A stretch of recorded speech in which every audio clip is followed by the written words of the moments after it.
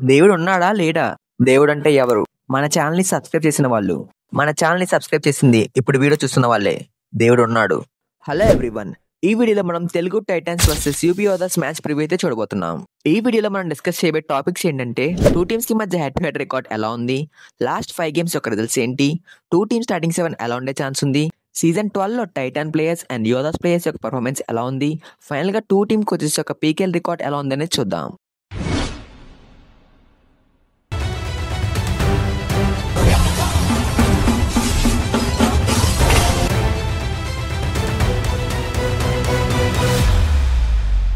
ముందుగా head to head record చూసుకుంటే 2 teams కి మధ్య ఇప్పటివరకు 17 మ్యాచెస్ జరిగాయి. ఇందులో టైటాన్స్ టీమ్ 3 మ్యాచెస్ విన్ అయింది and UP team 12 matches win అయింది. 2 మ్యాచెస్ టైగా ముగిశాయి. లాస్ట్ 5 గేమ్స్ యొక్క రిజల్ట్ చూసుకుంటే టైటాన్స్ టీమ్ ఒక మ్యాచ్ లో విన్ అయింది అండ్ యూపీ టీమ్ 4 మ్యాచెస్ లో విన్ అయింది. లాస్ట్ సీజన్ లో 2 టీమ్స్ కి మధ్య 2 మ్యాచెస్ జరిగితే 2 మ్యాచెస్ లో కూడా యూపీ టీమే విన్ అయింది. సీజన్ 12 లో ఆల్రెడీ ఈ 2 టీమ్స్ మధ్య ఒక మ్యాచ్ జరిగింది. ఈ మ్యాచ్ లో యూపీ టీమ్ 5 పాయింట్స్ డిఫరెన్స్ తో మ్యాచ్ విన్ అయింది. ఈ సీజన్ లో టైటాన్స్ టీమ్ ఇప్పటి వరకు 11 మ్యాచెస్ ఆడి 6 మ్యాచెస్ విన్ అయింది అండ్ 5 మ్యాచెస్ లో ఓడిపోయింది.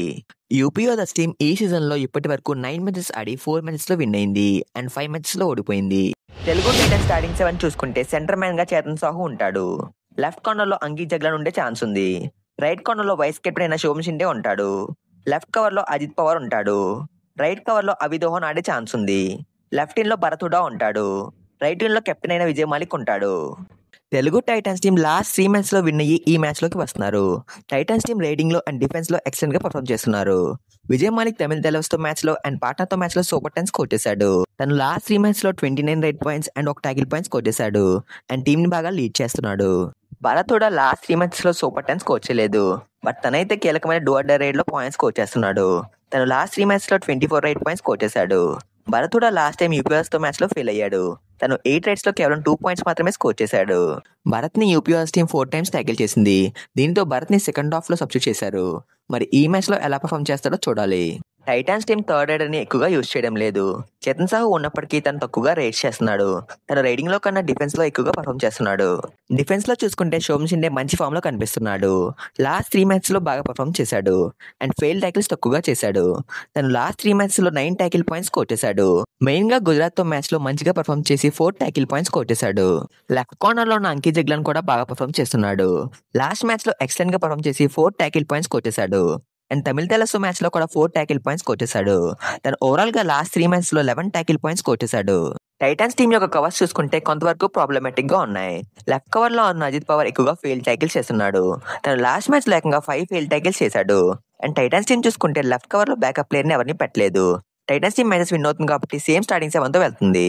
రైట్ కవర్ లో నవీ దోహాన్ తక్కువ పాయింట్స్ స్కోర్ చేస్తున్నాడు బట్ తనైతే ఫెయిల్ ట్యాకిల్స్ ఎక్కువగా చేయడం లేదు. తను లాస్ట్ 3 మ్యాచ్ లో 3 ట్యాకిల్ పాయింట్స్ మాత్రమే స్కోర్ చేశాడు. UP Yoddhas team last match లో ఓడిపోయినప్పటికీ ప్లేయర్స్ అందరూ బాగానే పర్ఫామ్ చేశారు. సో ఈ మ్యాచ్ లో కూడా సేమ్ స్టార్టింగ్ 7 తో వచ్చే ఛాన్స్ ఉంది. యూపీ యోధాస్ కెప్టెన్ అయిన సుమిత్ సాంగ్వాన్ ఎక్సలెంట్ గా పర్ఫామ్ చేస్తున్నాడు. తను ప్రతి మ్యాచ్ లో 4 to 5 పాయింట్స్ స్కోర్ చేస్తూ వస్తున్నాడు. తను ఓవరాల్ గా ఈ సీజన్ లో 9 మ్యాచెస్ ఆడి 33 ట్యాకిల్ పాయింట్స్ స్కోర్ చేశాడు. ఇందులో 4 ఐఫైస్ ఉన్నాయి అండ్ కెప్టెన్ గా కూడా టీం ని బాగా లీడ్ చేస్తున్నాడు. రైట్ కార్నర్ అనేది యూపీఎస్ టీం కి వీక్ పాయింట్ లా కనిపిస్తుంది. రైట్ కార్నర్ లో ఉన్న హితేష్ బాగా పర్ఫామ్ చేయడం లేదు. యూపీ యోధాస్ ప్లేయర్ అయిన ప్రణయ్ రాణికి ఇంజరీ అవడంతో తన ప్లేస్ లో రైట్ కార్నర్ డిఫెండర్ అయిన కృష్ణందుల్ ని రీప్లేస్మెంట్ గా తీసుకున్నారు. కృష్ణందుల్ లాస్ట్ మ్యాచ్ లో పాయింట్స్ ఏం స్కోర్ చేయలేదు అండ్ 2 ఫెయిల్ ట్యాకిల్స్ చేశాడు. లాస్ట్ టైం యూపీలో జరిగిన మ్యాచ్ లో విజయ్ మాలిక్ రైట్ కార్నర్ ని టార్గెట్ చేసి పాయింట్స్ స్కోర్ చేశాడు. ఈసారి కూడా అదే రిపీట్ చేయాలి. యూపీ టీం యొక్క కవర్స్ చూసుకుంటే లెఫ్ట్ కవర్ లో ఉన్న మహేంద్ర సింగ్ ఎక్కువగా ఫెయిల్ ట్యాకిల్స్ చేస్తున్నాడు. తను లాస్ట్ మ్యాచ్ లో 4 ట్యాకిల్స్ అటెంప్ట్ చేసి 1 ట్యాకిల్ పాయింట్స్ కొట్టేశాడు. ఇందులో 3 ఫెయిల్ ట్యాకిల్స్ ఉన్నాయి. తను ఓవరాల్ గా ఈ సీజన్ లో 9 మ్యాచెస్ ఆడి 10 ట్యాకిల్ పాయింట్స్ కొట్టేశాడు. రైట్ కవర్ లో ఉన్న ఆశుష్ సింగ్ 9 మ్యాచెస్ లో 23 ట్యాకిల్ పాయింట్స్ కొట్టేశాడు. పాట్నాతో జరిగిన మ్యాచ్ లో తను హైపై స్కోర్ చేశాడు.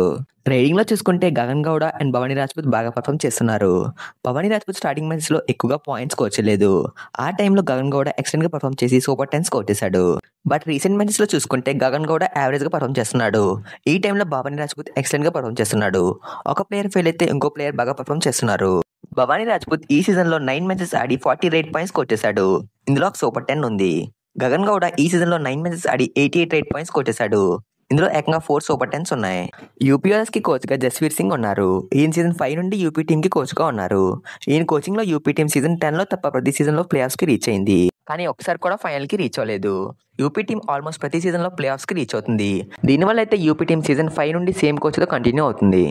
టైటాన్స్ టీమ్కి కోచ్గా కిషన్ కుమార్ హుడా ఉన్నారు. ఈయన కోచింగ్లో ఢిల్లీ టీం సీజన్ 7లో ఫైనల్స్కి రీచ్ అయింది అండ్ సీజన్ 8లో ట్రోఫీ విన్ అయింది. ఈయన సీజన్ 11లో టైటాన్స్ టీంకి కోచ్గా ఉన్నారు అండ్ టైటాన్స్ టీం 7th ప్లేస్లో ఫినిష్ చేసింది. మరి ఈ మ్యాచ్లో ఏ టీం విన్ అవుతుంది అనుకుంటున్నారో కామెంట్ చేయండి.